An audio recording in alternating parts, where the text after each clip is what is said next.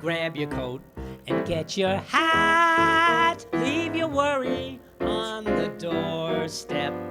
Just direct your feet to the sunny side of the street. Can't you hear a pitter-pat? And that happy tune is your step. Life can be so sweet on the sunny, sunny, sunny side of the street.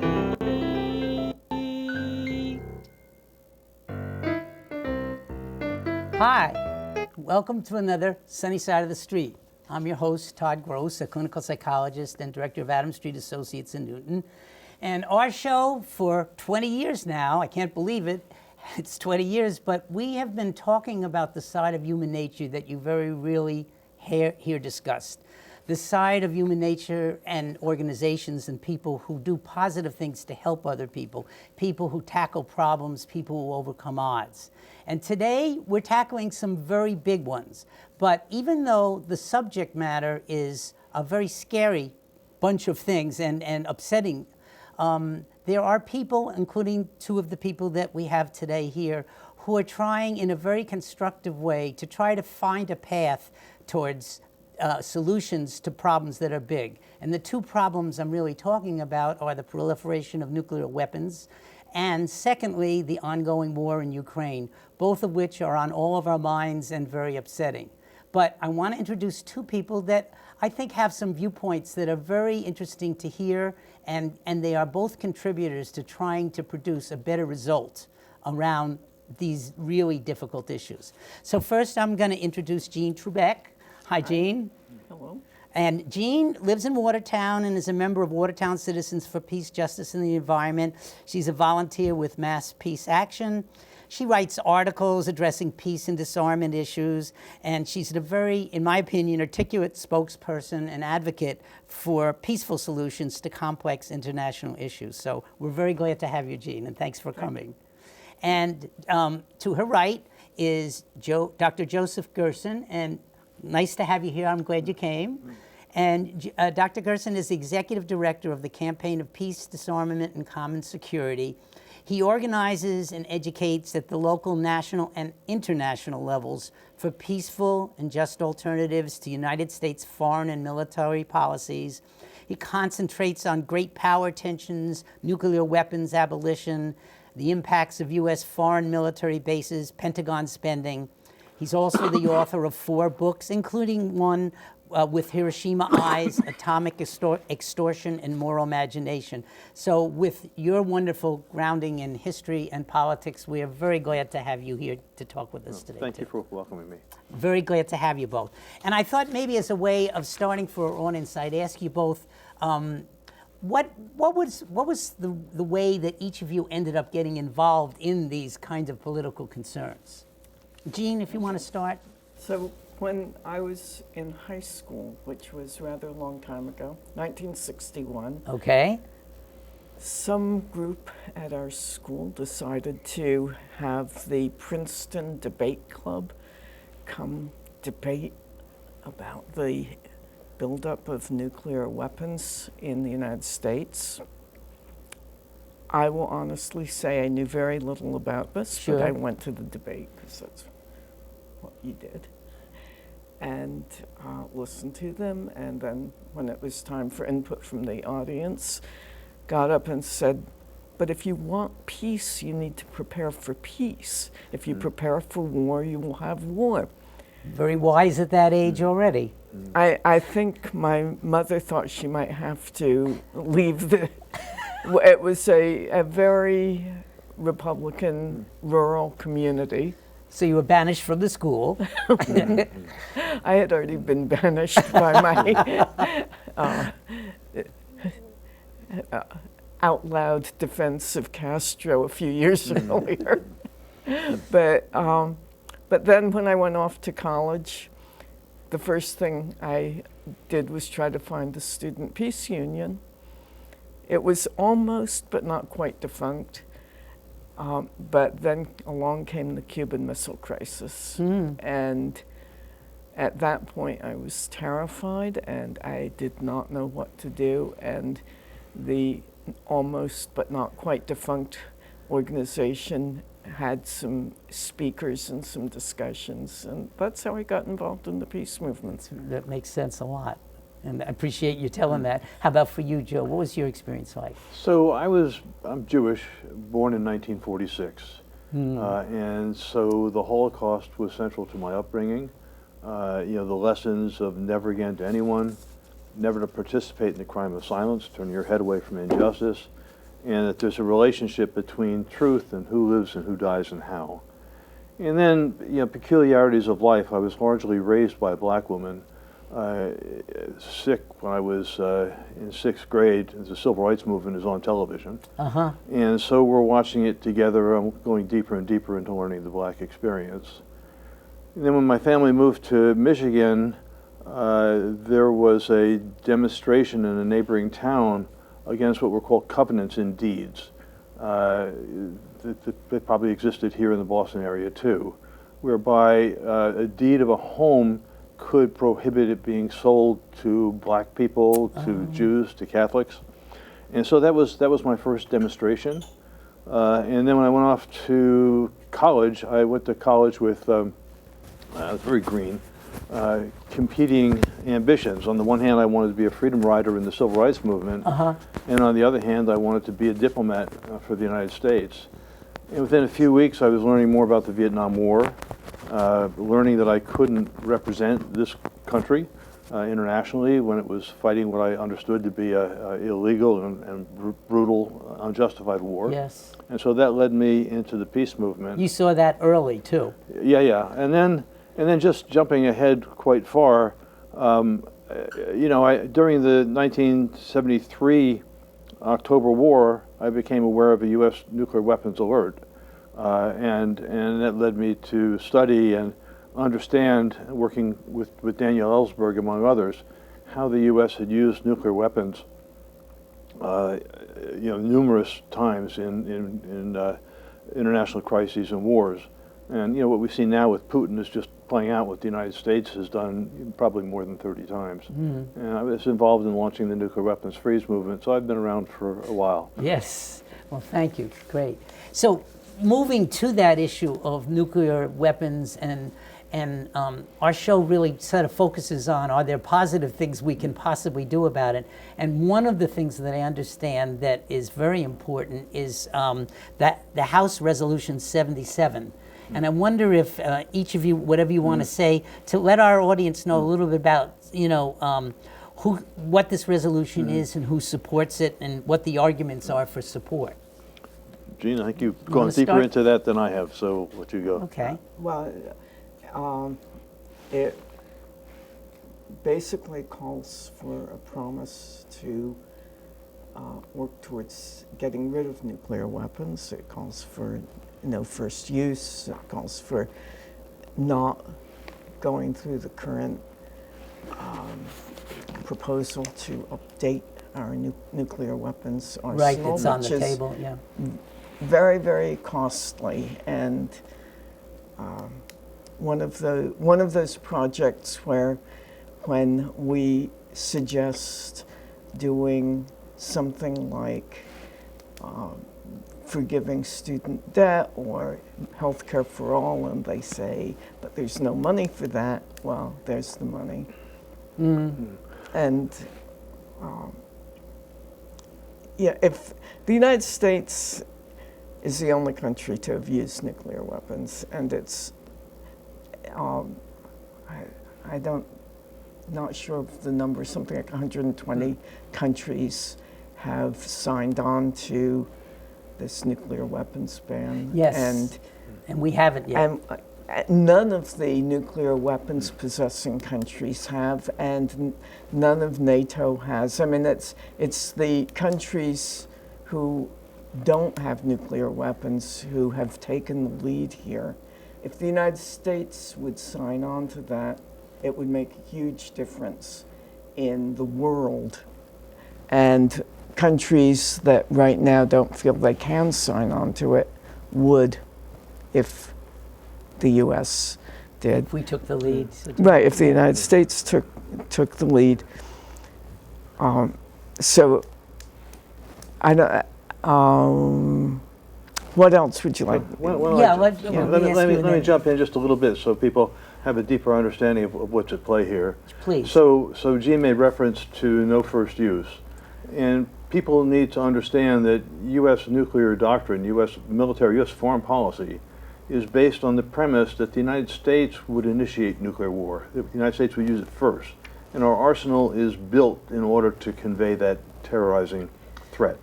And as I made reference before, really beginning as, certainly you had Hiroshima and Nagasaki, which what we know from history was it was totally unnecessary. The Japanese were attempting to surrender, and it was actually the Russian declaration of war that led to immediately to the surrender.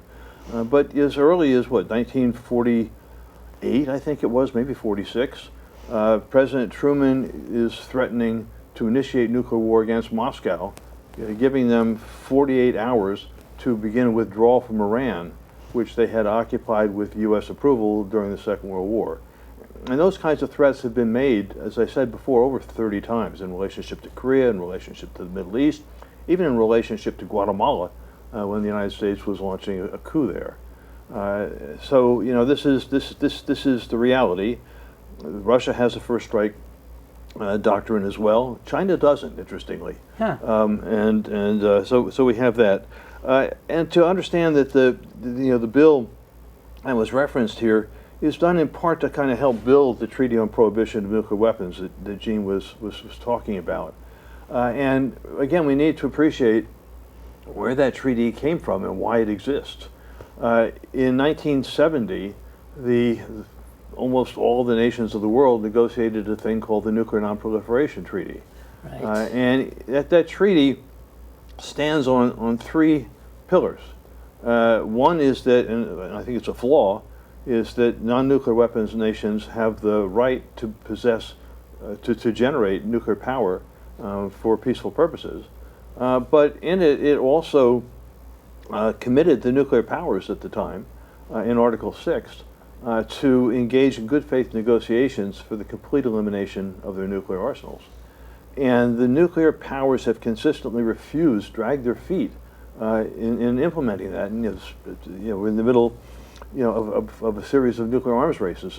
Jeanne was making reference to the spending for the whole new generation of nuclear weapons, replacing all the missiles, all the warheads, at a cost of maybe $2 trillion. Teachers here in Newton can't get a decent pay, and problems with the workload, and it's no money, they say. Well, there's money to burn. What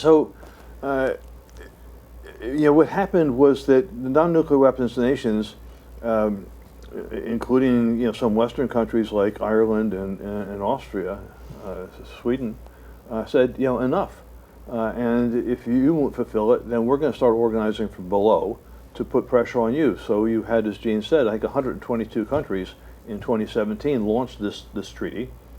There's more than, I think, about 70 have now ratified it, and it's growing, all non-nuclear weapons nations. And come this November, there'll be important meetings in New York at the UN to deepen that treaty and put additional pressure on the nuclear weapons states to do what they should do. People watch the Oppenheimer film, right? Yes. And what you see in that is Oppenheimer's understanding that with this new weapon, we have the foundations for nuclear arms races that can eliminate human life, right, and all other life.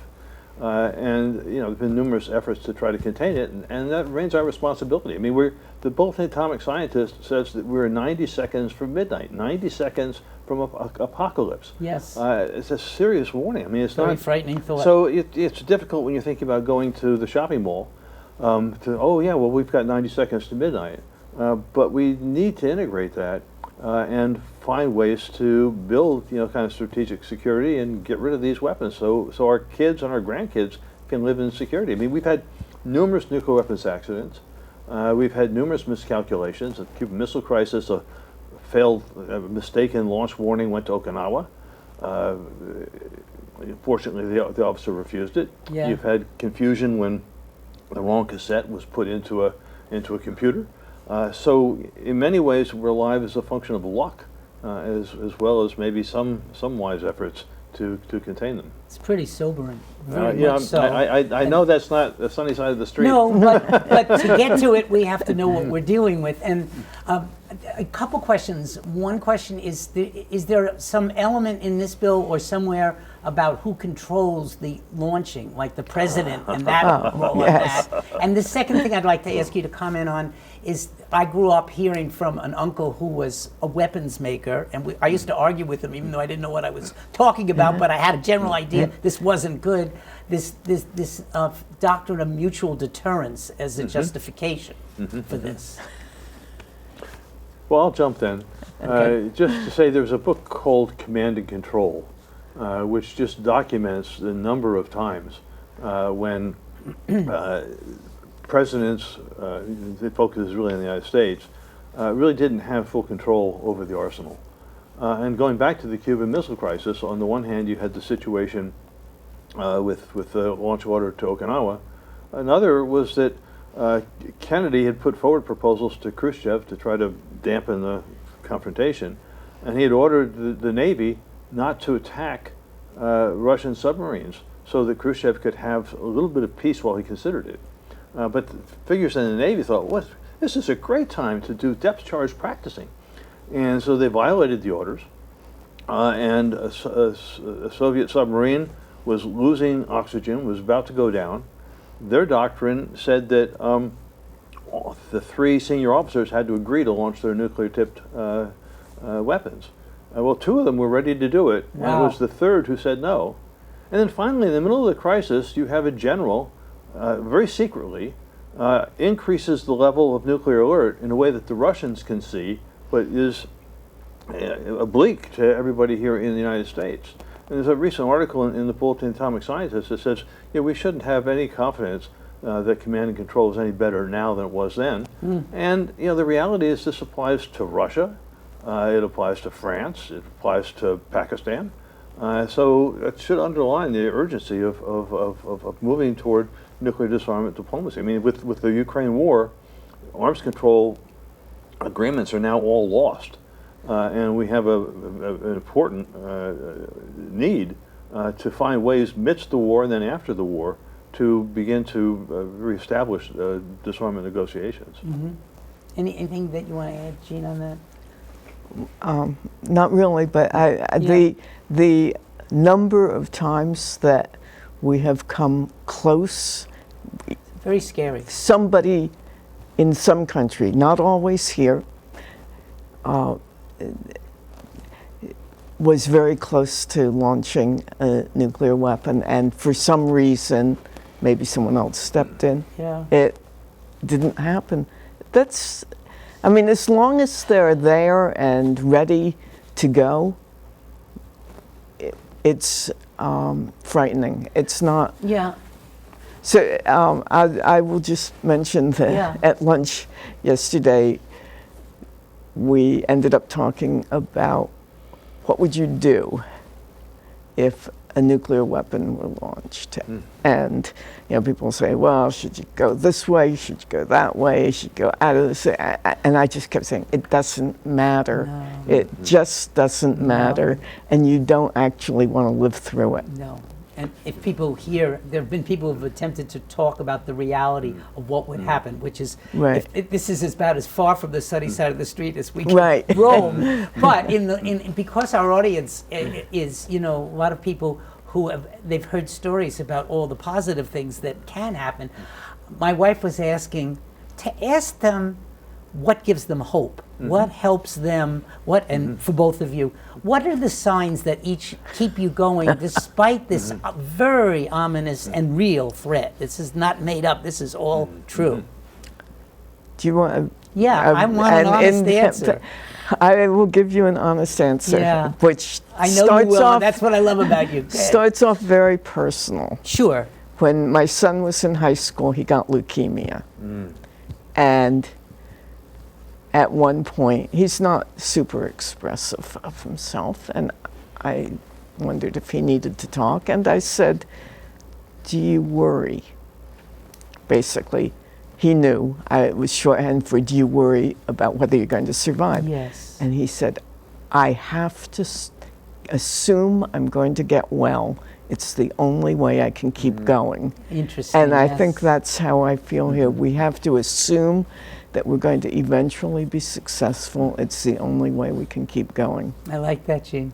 How about you? What would you add from That's your really perspective? good. So I would say that I have the benefit of actually having had a victory against the establishment, and it's now little known 40 years later. Oh, I'd like to hear that. But Senator Kennedy got suckered in by President Reagan, and the Boston establishment got manipulated with promises of jobs.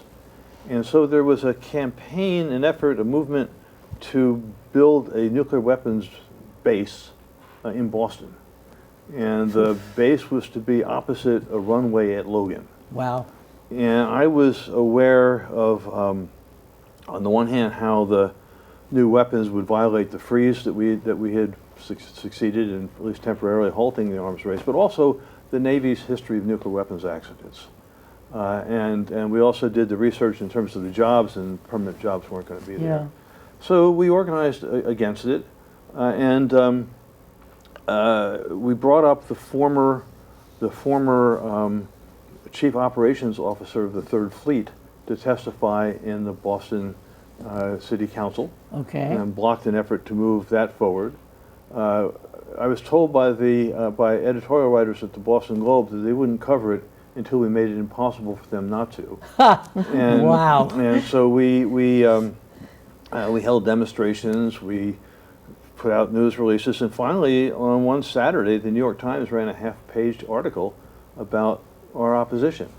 And that broke it all open. Wow. And between here and similar protests in San Francisco, we blocked that whole project for the 4 cities where that was likely to happen. And to my amazement, total surprise, that led me to be invited to Japan, to the World Conference Against A&H Bombs, where I met A-bomb survivors and a very huge and disciplined movement. And the courage of many of the A-bomb survivors is quite remarkable. One journalist once referred to them as the most important forces for nuclear weapons abolition. I mean, they've turned incredible. I know some of these people. I mean, I've known them now for 45 years. Yes. So the emotional pain, the physical pain, for many, I mean, the lost children, the birth defects, the discrimination they've suffered, but what they say is human beings and nuclear weapons cannot coexist. And their testimony in a series of international conferences leading up to the negotiation of the Treaty on Prohibition of Nuclear Weapons was fundamental. So you can see this happening. And it's interesting too, with our nuclear tests, both atmospheric and underground, there was fallout here in the United States, right? And especially in the West, yeah. A lot of people were exposed. John Wayne died from that. And I worked with some of those survivors, and the commitment is just deep, and they've won now. They're winning in Congress, finally after 50 years, getting compensation for what they've suffered, and for their families. So we can prevail. It's a question of whether we can, I think, strike people's imaginations with programs like this. You kind of break through. Find ways to educate our children, and find ways to positively, we used to have these demonstrations during the freeze movement, right? Where you'd have these, mile-long or longer lines of people holding hands, saying, look, we've got to stop the arms race. So we need to find ways to kind of generate that kind of pressure from below. Well, I appreciate a lot what you both said, and I take encouragement from the fact that the odds would have looked like you couldn't stop that from occurring in Boston. And what I hear is when people get together, and this is true for a lot of the things we talk about on the show, when people get together, they persist, they figure out how to get the message out in a way that people can really hear it. and they seek support from different ways, and they really, the strength of the growing kind of awareness can bring about change. People get discouraged because change takes so long, I think, but yet what you said is very encouraging, I think, too. So I'm going to move us to a second area and see if we can find some encouragement in the second one, just like you did. I love what you both said, and I appreciate it. And this is this incredible war in Ukraine, and that has been going on with enormous cost on both sides, and a lot of coverage in the United States on the news and stuff like that. But hearing your take on this would be interesting. And I wanted to start with, am I correct that both of you were at this recent the peace in Ukraine, the Vienna? Vienna Peace Summit. Yeah. Yes. Yeah. So I thought I'd ask you to tell our audience a little bit about what the purpose of it was, what came out of it, and what you got from that, and perhaps what could be very positive from what came from that meeting too. Okay, well, Jeanne? the purpose of it was to begin an international peace movement for peace in Ukraine. It was Yes. focused on Ukraine. There were people from all over the world there, which was good. There were people from the global south, and I think they focused on making sure that happened, because that often is left out, and also because in many ways the global south stands to be very harmed by this because of the issues of food supply. Right. And I think it succeeded. It was, I mean, there were a certain number of last-minute modifications made because the location had been changed at the last minute due to pressure from Kiev on the people who had the... It was the Ukrainian government. Yeah, I guess that was what I meant by pressure from Kiev. Yeah. Yeah. I mean, we'd say pressure from Washington if it was the U.S. government. And so it was withdrawn. And the first day when I arrived, there were a lot of policemen at the entrance checking everybody's bags. And it seemed like it was... And it was also under attack a lot in the Vienna press. But I think it brought people together, and I think people went home invigorated by the number of people they had met, because it is difficult to get a large group of people. Absolutely. So we were actually 320 people from 32 countries. Wow. That's a lot of countries. And you know, you can imagine what would have happened if we all descended and there was no place to hold a conference. So it was kind of interesting. Yes. But what's interesting too is, you know, there was a lot of diversity of opinion. Yeah. It wasn't everybody singing the same song. I'd like you to sketch that out a little bit so people can hear that. You know, there was unity in condemning, almost 100% unity in condemning the Russian invasion, but also looking at with different degrees of perspective on what were the causes. And so, you know, on the one hand, you know, we have NATO's expansion to Russia's borders, which even George Kennan said in 1997 could lead to a new Cold War. And you know, there's a long history that I won't go through. That was during Clinton's time, right? That was during Bill Clinton. You know, my classmate brought this thing on, you know, but you had two other functions as well, two other forces. One, you know, argument that I also adhere to.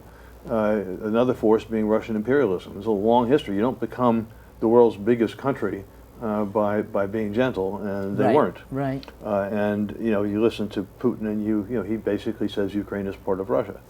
And on the other, I have a Russian colleague we toured here a few years ago, Boris Kargolitsky, been arrested by every every Russian government since 1982, and he's back in jail again under Putin.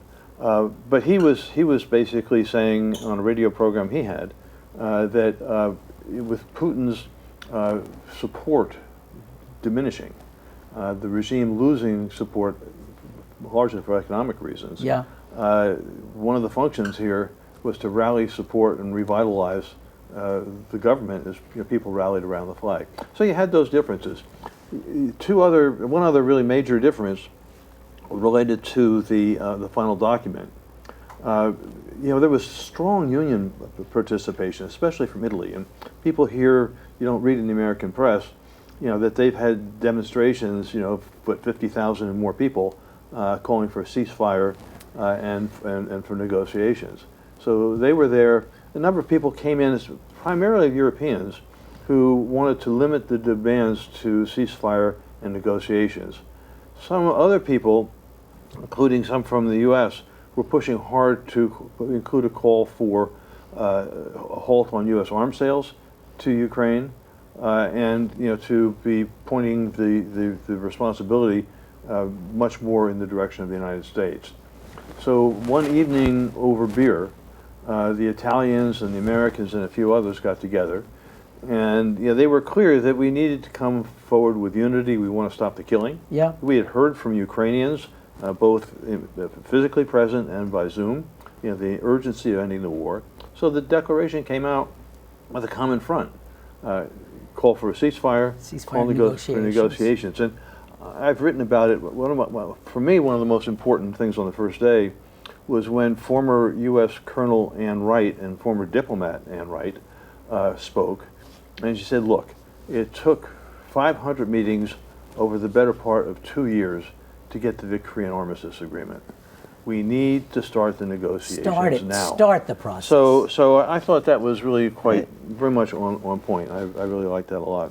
So she also said, and I don't know if this was in that talk or later, that there have been 50 ceasefires since 1950, and the UN has a book how to have a ceasefire. It's not a secret. Yeah. But Joe, I wanted to add one other way of looking at the conference. Sure. That I was a little surprised that some people were not focused on the war itself, but on the personal impact the war has had on people in Ukraine and also in Russia. And we're mainly focused on the psychological. I'm kind of glad to hear that, because the humanitarian issues are huge. Right. So I was in one small group discussion that was hear from people affected, and there was very little about the war. There was a great deal about the personal impact. I didn't expect that, honestly. We wouldn't have that in a conference here about the war. I wish we would, because it's important. Yes. Two other things. There was one of the speeches that I also found totally remarkable. I believe it was the vice president from Bolivia. Oh, who was an indigenous. Okay. And his language, his discourse, his frame of reference was so totally different from almost everyone else. Right. Who were talking in strategic terms, in political analyst terms. And he's talking from the foundation of nature, from the foundations of what's required for human survival.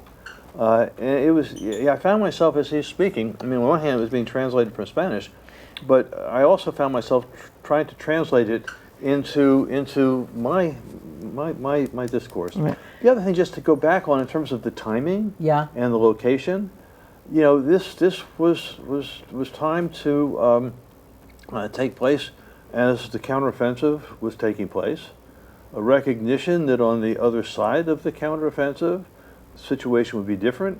The situation would be more open and ripe to moving toward a ceasefire, and it's exactly on target. They called for for International Week of Action from September 30th to October 8th. and here we are. Yeah. A stalemate, the challenges in Congress, and increasing calls internationally. I mean, and the other piece, just to say, I mean, we tend to have a very narrow view here. The United States is somehow the center of everything, and what we want in our frames are always going to dominate. But look, the reality is, Jeanne was referencing the role of the global South, right? I mean, you've got any number of peace proposals or suggestions on how to move forward. Coming from Brazil, coming from India, coming even from China, and now that we're into this stalemate, I think we're going to see more of those coming forward, more pressure, and even just today, there's an article in The Guardian, an op-ed article in The Guardian, internationally read, basically saying, look, we've got to move towards ceasefire negotiations. I agree. Did you see the article, I think in the Times, maybe a week ago, looking at the amount of land that has changed hands since the first of the year? Yeah. Almost zero. Really? So little. So then I said, okay, I wonder how many people per acre this has cost, or per square mile, or whatever units they were using. And I could only get casualties since the beginning of the war. I couldn't get casualties since the first of this year. Yeah. But, it's been an incredible amount of destruction for almost nothing. Actually, reports this week indicate that in the course of this last year, Russia actually gained more land than Ukraine, even with the counteroffensive. And just to say, I mean, I have no one's winning, but it was still everyone's very losing. small. Yeah, but it was Russian, tiny. It was tiny, and so we're in a situation, with analogies to World War I, trench warfare, and humanity should have learned something from that. But the other thing too, you're kind of going back to the earlier part of our discussion. I was amazed to find myself in what we call track 2 discussions. So a couple times a month, I'm in conversations with, some people I would describe as war criminals from the United States, probably war criminals from Russia, and diplomats from Europe, generals, diplomats, people who've negotiated with each other on arms control. And, the fears that they raise are that the longer this war goes on, the greater chance you're going to have either geographical expansion, maybe into Poland, which then brings NATO in, which brings us to World War III with Russia. Yeah. And nuclear weapons. Or on the other hand, the other one being nuclear weapons. I was going to ask about that next. And I have to say, with the stalemate, I think it's less likely than it was earlier. But one of the, actually this was not in that session, but another one, a fairly senior Russian figure named Gromyko, whose grandfather was the was the Soviet foreign minister, has basically said we're still in a situation analogous to the Cuban Missile Crisis, miscalculations, or putting Putin up against the wall. Who was it? President Kennedy, after the Berlin crisis, said, the worst thing you can do is to put a nuclear power in a situation where its vital interests, the most vital interests, are threatened. That's when you have the greater danger of nuclear attack. So we're in this situation, and early on in the war, very early on, Thomas Friedman, who I often disagree with, wrote in the New York Times that the reality, given power structures, I mean, just look at the comparative size of Ukrainian and Russian population, the comparative size of the Ukrainian economy and the Russian economy, that this war was going to have to end in a dirty deal. Which is not to say, which is still to condemn what Russia has done, but it seems pretty obvious at this point that we're going to end this war somewhere along the lines that the line of contact right now, and in negotiations, even if you don't get to a peace deal, you can still have a situation where, as for example was the case between Japan and China, you can leave some of the questions on the shelf. The degree to which Russian annexation of the of the four regions is recognized or not, but their forces are there. And the reality is the Russians are never going to give up Crimea. One general in the Track 2 process said, that's the tipping point for us in terms of nuclear weapons. And they have a large Russian population. It's based majority culturally. it's a huge majority population, and it's been their naval base since the 1700s. So, we have that as reality, and just as World War I didn't really end with great justice on all sides and led us into World War II. Yeah. We need to get smart and deal with I this. think we should go back to the Cuban Missile Crisis, because how did that end? It didn't just end with Soviet Union saying, okay, we'll take them back. Yeah. It ended with the United States saying, oh, we'll take our missiles out of Turkey too. We have missiles pointed at you. That's why. That's, yeah, you're getting to something with that. I was thinking a lot from that, in a way, this is the sunny side of the street in the conversation, that every time you talk about the idea of negotiating, principles like how does each person come out of it feeling like their interests are really respected, and I think in between all the things that you're talking about are bringing up things that would probably be part of a good negotiation. Right. I'd like to hear you expand on that. It's so the United States had its missiles in Turkey pointed at Soviet Union. Right. That's why the Soviet Union decided good thing to do would be put missiles in Cuba pointed at the United States. Yes, and so then they had to both give that back. Right. But the United States went berserk at that, and that's what created the Cuban Missile Crisis. Right. If Russia decided to put missiles in Mexico pointed at the United States, then the United States would go berserk. Yeah. And yet we have weapons all over Europe pointed at Russia. I mean, that's what NATO is. So let me ask you an unfair question, but give me your best shot at it, and that would be, if the two of you were selected as heading a negotiation team. We probably disagree with each other. That's fun. But we can negotiate the differences. Yes. I mean, I think that NATO dissolving would be the right way to go. Yeah. And so, what kinds of things would you suggest? Because I respect both of your opinions, but very much. Too. Okay, I'd say the first thing would be a complete commitment to not extend NATO to Ukraine and to protect Ukraine as a neutral country. So you would also give them some protection too, Ukraine. Well, they have to be neutral. They cannot be Russia. They cannot be NATO. And NATO, which includes the United States, would not move weapons into Ukraine in its attempt to preserve its neutrality, because that's not the way you preserve neutrality. So I can hear somebody saying to you, yeah, well, what would you ask Russia to do? Is this unilateral or you know? No, Russia would withdraw all troops from Ukraine. Uh-huh. So let me jump in a little bit. First of all, I think most people don't know the origins of NATO. So 1949. Let's get a little history on this. Yeah. And the first Secretary General of the UN said, the purpose of NATO is to keep the Russians out, the Germans down, and the U.S. in.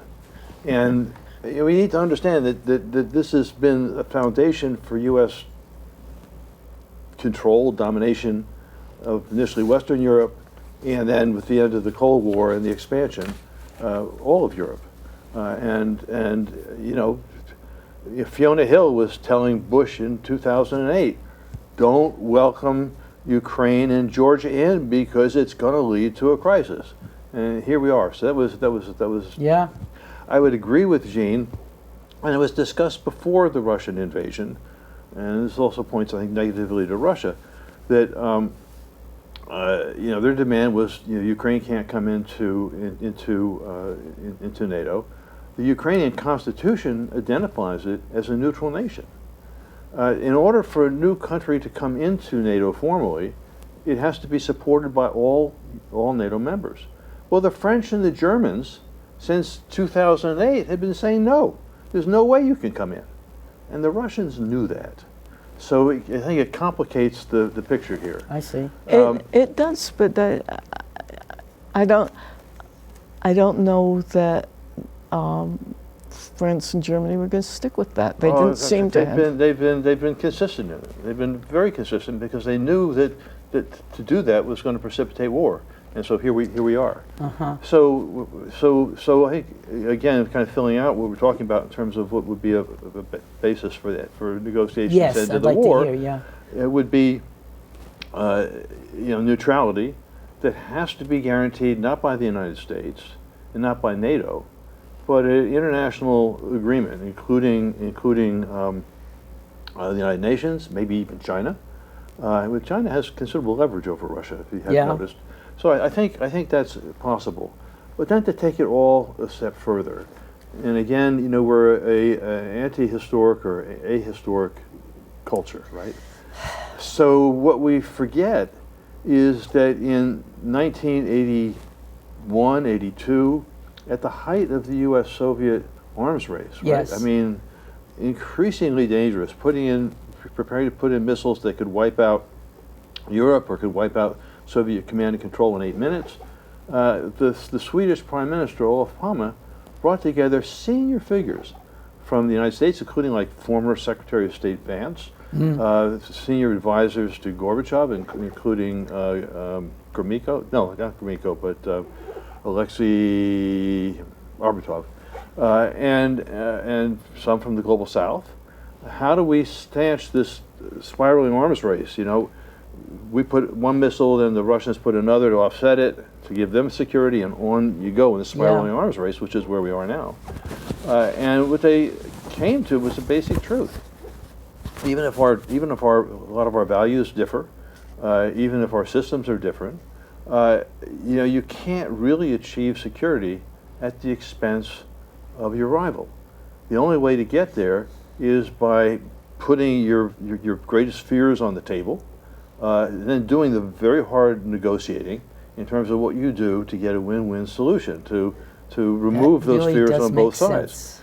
And it's hard work. It was hard work, and it was out of that paradigm, out of that vision, that you had negotiations leading up to 1987, when you had the Intermediate Nuclear Forces Agreement. Said, no, we're not going to put the SS-20s from Russia, the Pershing IIs, or the Crews from the United States. We're not going to put them there. It was in 1987, with that agreement, that the Cold War ended, 2 years before the fall of the Berlin Wall. And you had a recent study, last year, putting forward again the vision of common security. And I'm working now both with people in Europe, but also more deeply with people across Asia, to develop what a vision for common security diplomacy would be, to reduce the incredibly dangerous tensions between the United States and China. So in terms of the sunny side of the street, I think the idea of common security will get us there. I would like to ask both of you, but what do you think the United States fears? And so I'll throw my answer in. Yeah, go ahead. They fear not being the world hegemon. That's all. They fear not being completely dominant. That would feel like a defeat to many in our But for our culture. I mean, many people around the world don't want one world hegemon. Exactly. And I think there's a problem with trying that approach now, because the United States doesn't fear any country militarily. It fears losing the markets. It fears China because we don't make anything. and China makes it all, except and various other. Well, you know, you anticipated a last question. We just have a few more minutes left, and I was going to ask you both, for the people watching and thinking about these issues, what kind of suggestions do you make about how they can still have as an individual impact too? And one of them I got from what you said is we have to do some psychological self-examination about some of these assumptions we're making, and which are perpetuated in the media too. But let me jump in on this, because I fully agree. And you go back to origins, right? Yeah. The idea of, white Christian supremacy. The idea of manifest destiny. Yes, You know, yes. so it was destiny. deep in the culture here. It is. So that's the foundation for conquering a continent, a genocide of Native Americans. Yes. And then the first U.S. empire to Latin America, the Monroe Doctrine. We've treated the climate that way too. And you had the 1898 creation of an empire with Puerto Rico and Cuba to control Latin America, and then the conquest of Philippines and Guam and Samoa, so we could get to the China market. 1890s was a massive, kind of building on what you said, was a massive economic crisis, and the idea kind of coming together with manifest destiny and racism was, if we could get the China market, it would mean that our factories could operate 24/7. We can put our workers to work 24/7. The profits will be great. And so you have this fusion of forces: racism, greed, religion, that have to be addressed. And there's so many different ways to address it. I mean, in the pulpit, in our community meetings, on television here, in meetings with members of Congress, in letters to the editor. I mean, there's a whole way to, we've got to begin to open the discourse. I like that. I was going to say, Yeah. what can people do? Here in Newton, they can write letters, emails, etc., to Jake Auchincloss and say, be a co-sponsor of HR 77. Yes. He's not.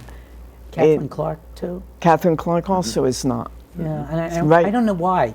I don't know much about why she doesn't support it. Because Or maybe she does. I don't know. she doesn't. I mean, she's not a co-sponsor. Yeah. And whoever, if people are from other towns, whoever their rep is, some of the reps are in support. I mean, surprisingly, even Stephen Lynch is. I mean, Yes. I was amazed with that. Yes, But I think Clark is so much a part of the leadership. Right. She doesn't take positions at the edge. She's not going to move until she's forced to. and so we should all make sure we give her a little push. Yeah. And Auchincloss, I know very little about him except that he's new, and but he should, and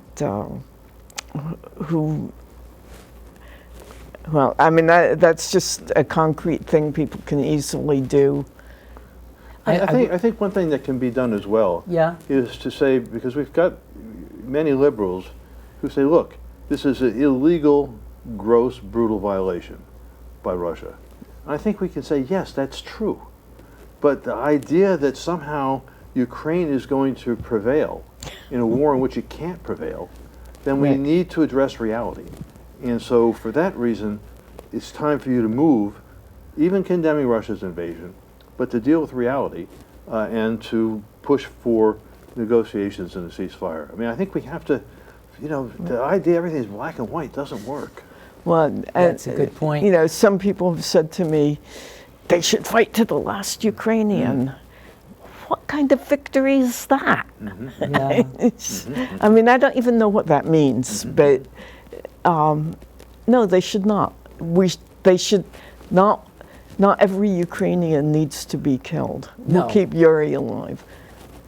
And I'm still struck too by what you were saying about some of those deep factors about greed and what you brought out about, we have to be the force of the world and stuff like that.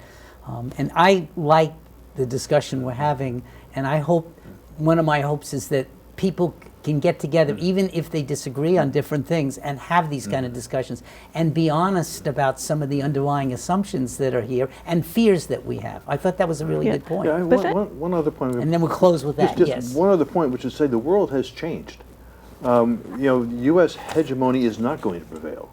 Right. You have, China has risen. You've got the growing force of the global south, India, Yeah. Brazil, the BRICS rather. And so it's in our collective interest to recognize the world. This is not 1946, it's not 53, it's now 2023, and we have to deal with the world as it is and not as we want it to be. Yes. On that Right. note, I would like to thank you both for what a wonderful discussion. And you know, when I was thinking of doing this show, I said, is this going to work? Am I going to be able to see the sunny side of the street? Because we're tackling stuff that is frightening. Right. But you presented it, both of you, in a way that is manageable and knowledgeable and specific, and getting at some of the factors that we actually can do something about too. And the worst would be to feel helpless about something so important. Right. And I think about some of the guests that have come on this show in all the different walks of life that have done, they've sort of said, yes, I have my own needs, but I'm going to make sure I make an impact in a positive way with other people, and I'm going to listen and try to learn from discussion. So that's what you guys stand for, and I do too. So I want to thank you again, and I also want to thank our audience for watching, and I hope that you're not depressed. I hope you end up feeling still where the sunny side of the street is in these really challenging issues. So thank you for watching, and tune again soon for another show. Thanks a lot, and take care, everybody.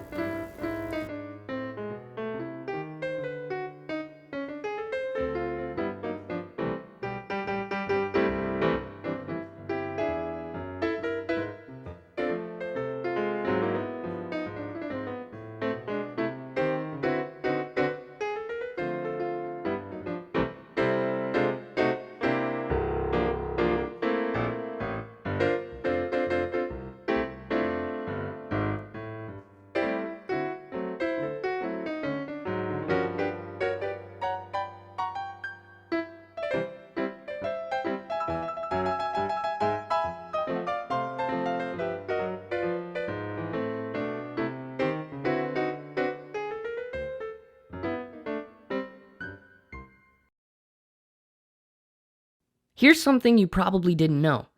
Hygiene-related diseases are the leading cause of death for children globally, claiming the lives of over 2 million children under the age of 5 annually. How can you solve a problem that big? The answer is soap. Hand washing with soap has been proven to be the most effective and efficient way to prevent those deaths, reducing morbidity rates by 50% or more. We are Clean the World Foundation, and our goal is to improve global health and eradicate the top 2 killers of children. Clean the World Foundation is responsible for operating global health programs around the world. We do this in a few different ways. We provide local hygiene education programs. Our Soap in Schools program provides hygiene education to students, families, and teachers in a fun and exciting manner. Through this program, we establish an enjoyable educational experience around the importance of hand hygiene. We also operate our self-contained vehicles, providing access to hygiene resources and showers to low-income families. We provide outcome-based global hygiene programs. To achieve our goal of improving global health, we also take the lead on identifying vulnerable, at-risk communities and designing outcome-based soap access and hygiene education programs that lead to long-term behavior changes and locally sustainable results. We provide microloans. To sustain our impact, we provide startup capital through microloans to help new local soap makers launch a career providing soap locally, not only increasing soap distribution, but positively affecting the local economy. We provide emergency relief. We protect public health by minimizing the impact of the event by providing hygiene supplies in response to natural disasters, humanitarian crises, and other emergency relief situations. When natural disasters strike vulnerable regions, containing the spread of inevitable hygiene-related diseases such as cholera is crucial to the region's recovery. We engage our communities. None of this would be possible without the help of our volunteers rising up and taking action to address urgent hygiene needs, believing that every single person has the right to be clean, and inspiring future generations to do the same. We are Clean the World Foundation, and we help save lives, one bar of soap at a time.